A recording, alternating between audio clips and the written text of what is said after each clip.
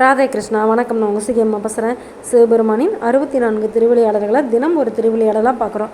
அந்த வரிசையில் இன்றைக்கி 51வது திருவிளையாடல் சங்கப்பலகை கொடுத்த படலத்தை பற்றி பார்க்க போகிறோம். நேற்று சுந்தர பேரம்பு படலம் பார்த்தோம். வங்கி சேகரனுக்கு துணையாக சுந்தரரே போர் செஞ்சார் அப்படின்னு தெரிஞ்சுக்கிட்டோம்.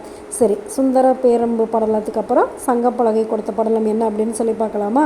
நம்மளுடைய பிரம்மதேவர் காயத்ரி, சரஸ்வதி, சாவித்ரி இவங்க 3 பேரோடையும் சேர்ந்து காசியில் ஒரு அஸ்வமேத யாகம் செய்கிறாரு. அவர் 10 அஸ்வமேத யாகம் செய்கிறாரு. அதாவது தச அஸ்வமேத யாகம். அதில் 9 யாகம் பூர்த்தி ஆயிடுச்சு. 10வது யாகம் செஞ்சிட்டு இருக்கும்போது அந்த யாகத்தை முடிச்சுட்டு அவங்க கங்கையில் போய் நீராட போகிறாங்க. அப்படி நீராட போகும்போது அப்போ ஒரு கந்தர்வ கன்னி யாழி சிச்சிட்ருக்காங்க.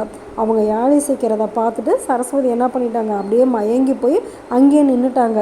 இது தெரியாமல் பிரம்மா, அப்புறமேட்டு காயத்ரி, சாவித்ரி இவங்கெல்லாம் போய் கங்கையில் நீராடிட்டு வந்துட்டாங்க. அப்புறம் இதை பார்த்துட்டு சரஸ்வதி தேவிக்கு கோபம் வந்துருச்சு. நான் வரனா இல்லையான்னு கூட தெரியாமல் நீங்கள் எப்படி போய் நீராடலாம் அப்படின்னு சொல்லி கேட்டதுமே உடனே பிரம்மா சொல்லிட்டாரு, கணவன் எங்கே போகிறான்னா அங்கே தானே மனைவி வரணும், நீயே இசைக்கு ராணி, நீயே இப்படி இசைக்கு மயங்கி நின்றுட்டினாக்கா எப்படி அப்படின்னு சொல்லிட்டு உடனே பிரம்மாவுக்கு கோபம் மானிட பிறவியாக பிறப்ப அப்படின்னு சொல்லி சாபம் கொடுத்துட்றாங்க. இதை கேட்டதுமே உடனே சரஸ்வதிக்கு ரொம்ப கஷ்டமாயிடுது. நான் இசைக்கு தானே மயங்கி நின்று, நான் வேறு எந்த தப்பும் செய்யலையே, என்னுடைய சாபத்தை எப்படியாவது மாற்றுங்க அப்படின்னு சொல்லி சொன்னதுமே உடனே பிரம்மா சொல்கிறாரு, நீ எழுத்துக்களுடைய வடிவமாக இருக்க. அப்படி இருக்கும்போது உன்னுடைய அகர எழுத்துக்களை தவிர மற்ற 48 எழுத்துக்களுமே புலவர்களாக பிறப்பாங்க. அப்படி பிறக்கும்போது சொக்கநாதரே உங்களுக்கு தலைமையாக வருவார். அது மட்டும் இல்லை, நீங்கள் எழுதுகிற பாடல்களை குவியல்களாகவே மாறிடும். அப்படி மாறும்போது உன்னுடைய சாபம் நீங்கிடும் அப்படின்னு சொல்கிறாங்க.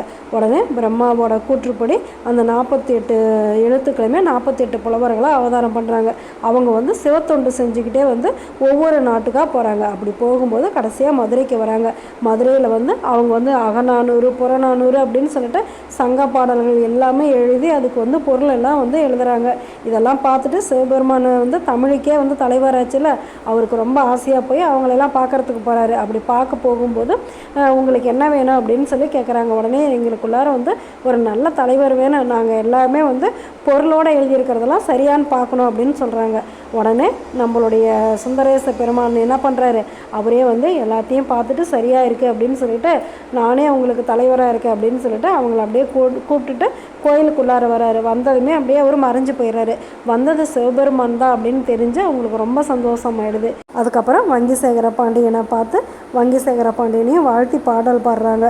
உடனே அவரே என்ன பண்ணுறாரு, அவங்களுக்கு நிறையா பரிசு பொருட்கள்லாம் கொடுத்து அங்கேயே சங்க மண்டபம் ஒன்று அமைச்சு அங்கே அவங்கள இருக்க வச்சிடுறாங்க. இதெல்லாம் பார்த்ததுமே அந்த பாண்டிய நாட்டில் இருக்கிற புலவர்களுக்கெல்லாம் ரொம்ப பொறாமையாயிடுது. மன்னர் நம்மளுக்கு எதுவும் செய்யாத புதுசாக வந்தவங்களுக்கு செய்கிறாங்களே அப்படின்னு சொல்லிட்டு இவங்க எல்லாரும் என்ன பண்ணுறாங்க, அவங்க கூட போட்டி போடுறதுக்காக பாட்டு பாடுறாங்க. யார் சிறந்த பாடல்களை எழுதுகிறாங்களோ அவங்களுக்கு தான் இந்த சங்க மண்டபத்தில் இடம் அப்படின்னுறாங்க. உடனே எல்லாரும் என்ன பண்ணுறாங்க, இந்த 48 பேரும் சிவபெருமான் கிட்ட போய் நீங்கள் தான் இதுக்கு நீதிபதியாக இருந்து பொருள் சொல்லணும் அப்படின்னு சொன்னதுமே உடனே சிவபெருமான் என்ன பண்ணுறாரு, ஒரு புலவர் வடிவத்தில் ஒரு பலகையோடு வராரு. அந்த புலவர்களை பார்த்து சொல்கிறாரு, இந்த பலகை பார்க்குறதுக்கு சின்னதாக தான் இருக்கும், ஆனால் யார் சரியான பாடல்கள் பாடுறீங்களோ அப்படி பாட இந்த பலகை நீண்டுக்கிட்டே போகும் அப்படின்னு சொல்கிறாங்க. உடனே இந்த பாண்டிய நாட்டில் இருக்கிற புலவர்களும் இந்த 48 புலவர்களும் பாடல் பாடுறாங்க. இந்த 48 புலவர்களும் பாடும்போது அந்த சின்ன பலகை பெருசாகி அதில் எல்லா புலவர்களுமே அமர்ற அளவுக்கு அது பெருசாகிடுது.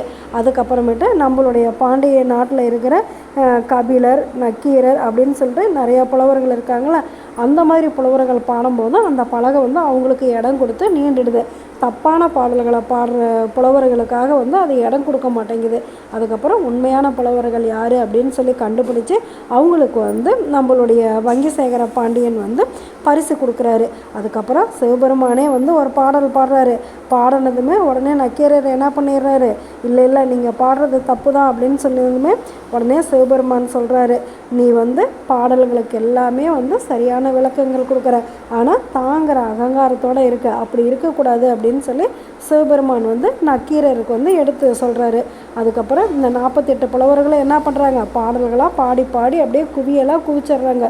யார் யார் என்னென்ன பாடல் பாடினாங்க அப்படிங்கிறதே தெரியல. உடனே சிவபெருமான் கிட்ட முறையிடவும் அவர் என்ன பண்ணிட்டாரு, ஒவ்வொரு பாடல்களாக எடுத்து பார்த்து யார் யார் எந்தெந்த பாடல்கள் பாடினாங்க அப்படின்னு சொல்லி பிரித்து கொடுக்குறாரு. இந்த பாடல்களோட குவியல் சேர சேர சரஸ்வதியோட சாபமும் நீங்கிடுது. இந்த சங்க பலகை கொடுத்த படலத்தில் ஒரு விஷயம் என்ன அப்படின்னாக்கா, சரஸ்வதி இசைக்கு மயங்கி நின்றுட்டாங்க. அதனாலேயே அவங்களுக்கு சாபமாயிடுது. ஆனால் அதே இசையவே அந்த சாப விமோச்சனத்துக்கும் வகை செய்யுது. அப்படிங்கிறத பார்க்கும்போது நம்ம எந்த பொருளை ஆசைப்படுறோமோ அந்த பொருளால் தான் நம்மளுக்கு நல்லதும் நடக்குது, கெட்டதும் நடக்குது. அதனால் நம்மக்கிட்ட இருக்கிற பொருளை நம்ம நல்ல விதத்தில் பயன்படுத்தணும் அப்படின்னாக்கா கண்டிப்பாக அது நம்மளுக்கு நல்லதாகவே அமையும். நீங்கள் நிறையா சொற்பொழிவாளர்கள் பேசும்போது அவங்க ஒரு பலகையில் உட்காந்து பேசுகிறத பார்த்துருப்பீங்க.